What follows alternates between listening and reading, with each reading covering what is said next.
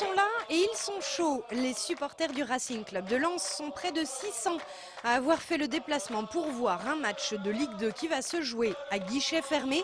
Angers-Lens ce soir au stade Jean-Bouin. Ces supporters-là suivent leur équipe dans tous ces déplacements. Mais tous les matchs sont importants. On loupe jamais aucun déplacement.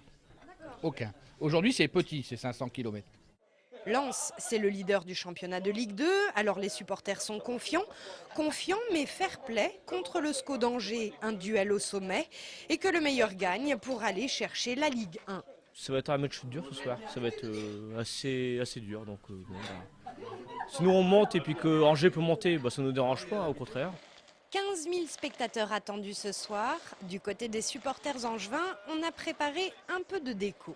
On l'attendait déjà depuis pas mal de temps ce match-là, donc là c'est bon, tout est prêt. Enfin, on va finir l'installation, on a passé pas mal d'heures les 3 derniers jours là ensemble, donc c'est bon, ça arrive, on est content. Content et sûr de la victoire. J'ai mis 3-2 pour ce match-là, pour Angers bien sûr. Pour l'occasion, un car régie de télévision en haute définition s'est installé ce matin au stade Jean-Bouin.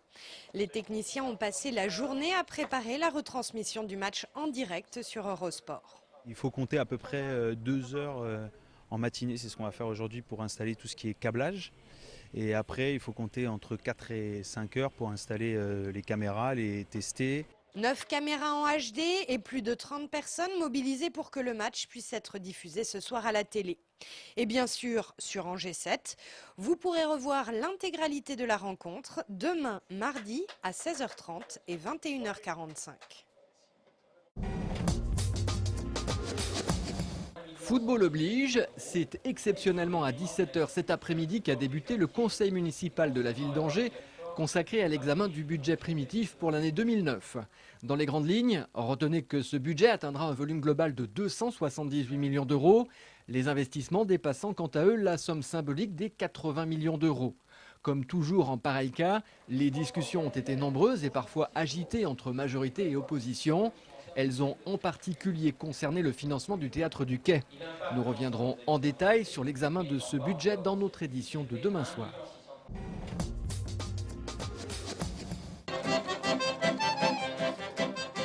Il régnait comme un petit air de fête samedi dernier au CHU d'Angers.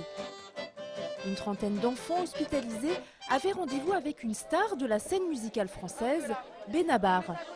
Le chanteur est venu plus particulièrement pour ce jeune homme, Pamphile, qui rêvait de rencontrer son idole. C'est un plaisir. C'est une personne que j'ai écoutée depuis le CM2 à peu près. Et donc de là jusqu'en 3e, je m'en suis pas lassée et c'est vraiment mon chanteur préféré.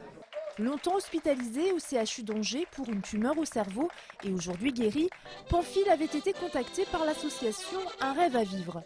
Une association qui propose aux enfants malades de formuler 3 vœux. L'association se charge ensuite d'en réaliser un. On va leur faire rencontrer des personnalités, on va leur faire vivre un vol en montgolfière, un vol en hélicoptère, nager avec des dauphins. Enfin, c'est des vœux qui vont être dans l'action. L'idée, c'est donc d'offrir aux enfants une parenthèse dans leur hospitalisation, un moment d'évasion. Mais bien plus que la réalisation d'un rêve, ce qui semble important, c'est sa préparation.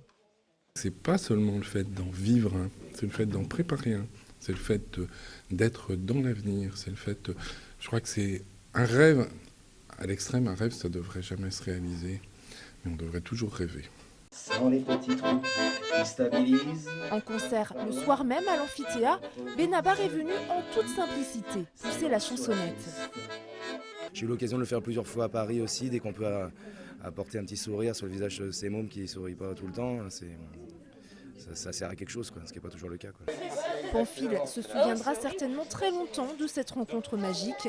Mais pour le moment, le jeune garçon va tâcher de concrétiser un autre rêve, celui d'être accordéoniste.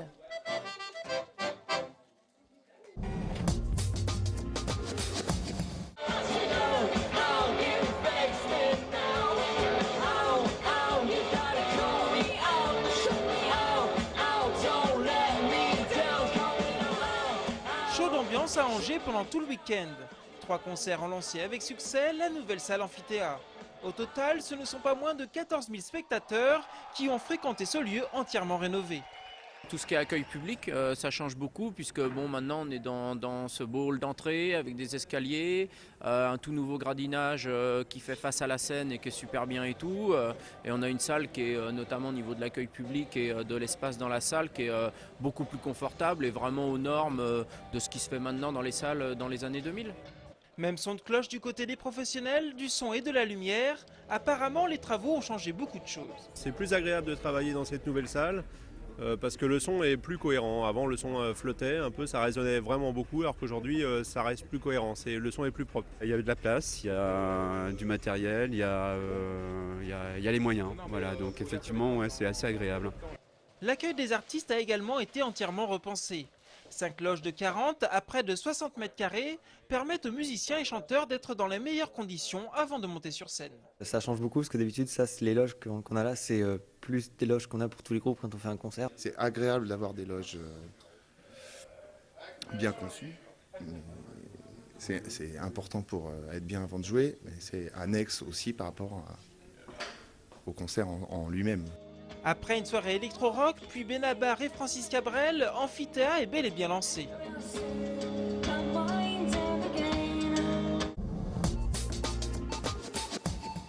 Grandeur et décadence de la ville de Mahagoni. C'est le titre d'un opéra qui sera visible à partir de demain soir au Grand Théâtre d'Angers. Les paillettes, c'est une fausse piste. La poursuite, c'est une fausse piste. L'humour est une fausse piste. Je veux dire, tout ça n'est là que pour tromper les gens. Créée par Angers Nantes Opéra, cette œuvre écrite par Kurt Weill et Bertolt Brecht nous entraîne dans une ville fantôme où tout est permis à condition que l'on paye.